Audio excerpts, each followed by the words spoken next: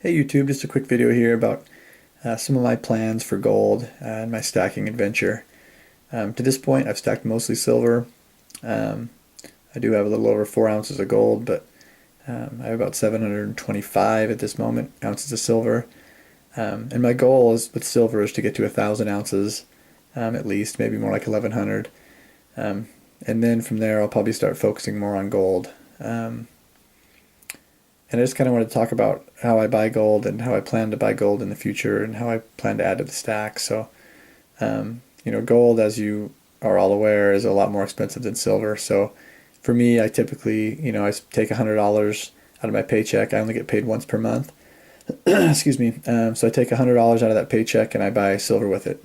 If I were to take that $100 out and try to buy gold, I wouldn't get very far. I couldn't even buy one of these 10th ounce pieces. Showing off some of my 10th ounce lunar gold here, and this one's a 1/4 ounce. But I couldn't even buy one of those 10th ounces, so I'll have to change kind of my strategy. I could get really tiny stuff. This is like a dos peso here, which is, as you can see, is tiny. I mean, I have small fingers and it's small, so I could get stuff like this and just get teeny tiny, fractionals. But there, you're paying such a premium for the small ones.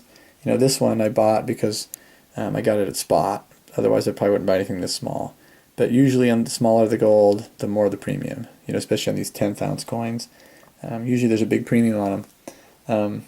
So I usually only buy these when they first come out, because that's when you get the smallest premium. I wouldn't buy these. I wouldn't go chasing these. I'm kind of slowly working on the set, but I'm not going to go chase the old coins because the premium's just too high. So here's kind of what my plan is typically now, with silver, like I said, I spend about $100 per month on silver, adding to the stack, and then everything else that I buy is with hustled money. So whether it's bonuses at work, second jobs, things like that. So if I in the future, when I start focusing more on gold, and again, it probably won't be for another year or two, but whenever I start focusing on gold, my plan will kind of shift to, if I have a big chunk of change, like from a second job.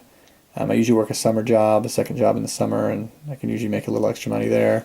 So if it's something that's a bigger purchase, I'll just buy an ounce at a time because it's the cheapest way to do it. So whenever I can, my first option, my first hope is to buy a 1 ounce coin because the premium on those is the smallest, so you're getting the most bang for your buck with the gold. So when I can make a big purchase, I'm just going to get 1 ounce if I can. Medium purchases, like sometimes at work, a couple times per year, I get small bonuses at work, and it'd be a big silver purchase for me, or it could be a chance to get like some fractional stuff that's maybe bigger, like a half or whatever. So stuff like this. This is just shy of a half an ounce. This is what I fairly recently picked up, but this, a lot of times too, this Mexican gold, you can find it for fairly cheap, fairly close to spot. So stuff like this, or a lot of times I've gotten several, or two, I guess, two different gold sovereigns from my local coin shop, and I've paid spot for them. So because it's not something that he's very into, so he just kind of tries to move them. So if I can get stuff close to spot that's fractional, those are kind of be my medium purchases, especially if it's stuff that's foreign stuff, because it's typically cheaper than, usually at least in my area, buying fractionals that are American are more expensive. There's more of a premium, and certainly of the lunar stuff, But if you can get stuff that's like this is another one I got. I think I paid $5 over spot for this, but that's really not much of a premium for a fractional gold piece. This is a French 20 franc rooster. So that'll kind of be my plan. Is if I can do it, I'm going to get an ounce at a time. If I can't, if I have those medium kind of purchases, I'm going to probably get stuff that's close to 1/4 ounce or half ounce. That's foreign stuff that I can get close to spot to try to not pay a huge premium. And then for small purchases, rather than buying fractionals, I may occasionally buy 10th ounces, but usually on those the premium's so high. If I can find stuff that's cheap. Here's an example. This is one that this is a 10th ounce Canadian maple leaf this is one of the earlier pieces that I got. But the reason I bought this was because it was cheap. Not because I particularly loved it or anything, but it's fairly cheap. I got it from my local coin shop, and he was just kind of trying to get out of it.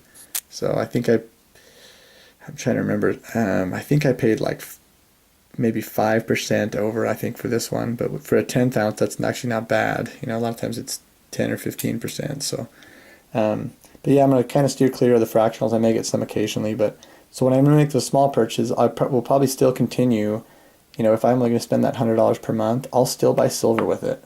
I'll buy silver with it, and then I'll take that silver, and once I get enough to trade it across for an ounce, you know, whatever that ratio might be, I'll just trade it in at my local coin shop to get, you know, a 1 ounce gold coin. Because otherwise, if I were just to buy a fractional every month, let's say hypothetically I bought a fractional each month, at the end of the year I might have, you know, one of these 10th ounces per month, but I couldn't even really afford that with my $100 a month. But if I were to just spend that $100 a month on silver, you know, especially low premium silver, by the end of the year I could easily turn it into one of these. So, if not sooner. So, that's kind of what my plan is, guys. Is eventually to buy these when I have the chance to, and I have a big chunk of money from an extra job or whatever.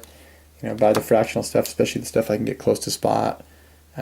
This fractional is kind of my medium purchases, and my small purchases, instead of buying this, you know, high premium stuff, I'm just gonna buy silver, and then when the time comes, I'll swap it across for more gold. So anyway, guys, that's kind of my plan for gold down the road. And again, I'm not there yet.